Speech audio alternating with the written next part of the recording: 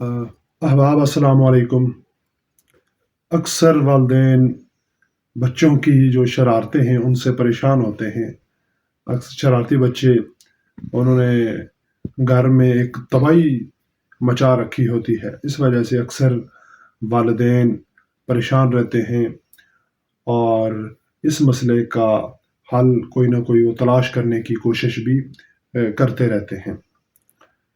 अब बच्चों की ये शरारतें इसलिए हैं कि बच्चा इस उम्र में हर चीज़ को वो खेल तस्वर कर रहा होता है। हर चीज़ से वो लुत्फ़ अंदोज़ी का पहलू वो निकाल रहा होता है। उसके हाथ में कोई भी चीज़ लगती है, चाहे वो मुतबर्रक है, मुक़द्दस है या जिस भी नौइयत की है, तो वो उससे कहीं न कहीं बच्चा लुत्फ़ अंदोज़ी का पहलू निकालता है। कहीं न कहीं उसे उससे खुश होने का कोई ना कोई पहलू निकाल लेता है। यही वजह है कि बच्चों के अंदर अक्सर शरारतें पाई जाती हैं। मसलन बाज़ औक़ात आपने देखा होगा, जाए-नमाज़ ही ले लें, तो एक बच्चा जाए-नमाज़ पे बैठा होगा और दूसरा वो जाए-नमाज़ खींच रहा होगा और उन्होंने जाए-नमाज़ को ही गाड़ी बनाया होता है। ये रवैया हर किसी के बचपन में मौजूद होता है। अब लेकिन बाज़ औक़ात बच्चों की ये शरारतें शदीद परेशानी का सबब बन जाती हैं, बाज़ औक़ात शदीद नुकसान का सबब बन जाती हैं। अक्सर शरारती बच्चे मसलन घर में बड़ा खूबसूरत सा कलर किया हुआ है, तो वो कहीं मार्कर लेके हर जगह लिखना शुरू कर देते हैं या कभी छुरी लेके कहीं से उखाड़ना शुरू कर देते हैं। तो कलर जो घर में हुआ है, पेंटोस के तो शदीद ये शरारती बच्चे दुश्मन होते हैं। फिर कहीं फर्नीचर की तबाही, कहीं कोई शीशा हुआ उसे तोड़ दिया। तो शदीद मेरे मुशाहिदे में आया, मैंने देखा बहुत से ऐसे बच्चे इतने शरारती होते हैं कि उन्होंने एक आसमान सर पे उठा रखा होता है। इस दौरान वहाँ बैठना भी मुश्किल हो जाता है। लेकिन ये कोई मनफी रवैया नहीं है कि बच्चों में ये चीज़ें क्यों हैं, बच्चों में ये चीज़ें होनी चाहिए, ये फ़ायदेमंद है। लेकिन मसला ये है कि नुकसानात का अगर अंदेशा हो तो हमें चाहिए कि हम उसको चैनलाइज़ करें, हम बच्चे को किसी दूसरी तरफ मोड़ दें, तो तब ये है वो बच्चा जो है वो मुस्बत राह पर चढ़ेगा। पहले 2 बातें ये हैं कि इस मसले का हल मार नहीं है।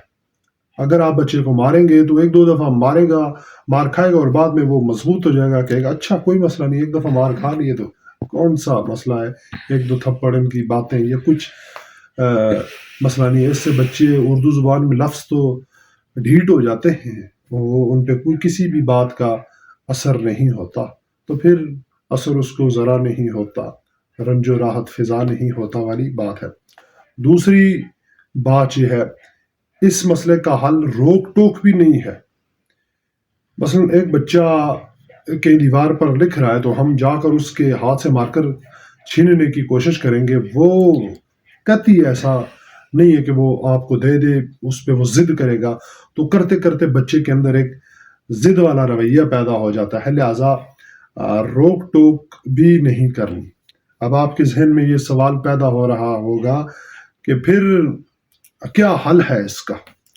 इसका हल ये है कि आपने बच्चे की मुनासिब मसरूफ़ियत का बंदोबस्त करना है। आपने कोई ऐसा तरीका ढूँढना है, जिसके ज़रिए आप अपने बच्चे को मसरूफ़ रख सकें, किसी मुस्बत काम में, किसी मुस्बत सरगर्मी में उसे मसरूफ़ रख सकें।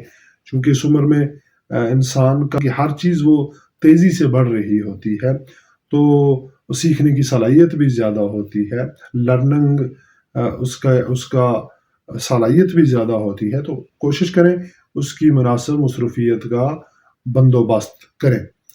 मसलन अगर बच्चा स्कूल पढ़ता है तो उसे आप किसी अच्छे काम में लगा दें, यानी उसको आप कैलीग्राफी पे लगा दें कि खूबसूरत आपने लिखने की प्रैक्टिस करनी है, तो करते-करते कहीं बच्चा उसमें मसरूफ़ हो जाएगा और फिर बहुत सा उसका जो काम है वो शरारतों से वो टाइम जो है वो बच जाएगा उसका। फिर आप बच्चे को किसी हुनर के सीखने में भी लगा सकते हैं, कोई वो हुनर सीखे, छोटा-मोटा कोई काम वो सीखे, किसी मुस्बत तरफ उसे लेके जाया जा सकता है।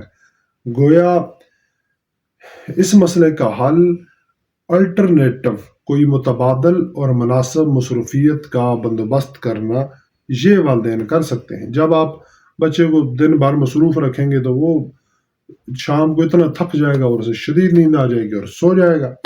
تو آپ کرتے کرتے اس کے جو رویے ہیں ان کو کسی مناسب طرف لگا سکتے ہیں۔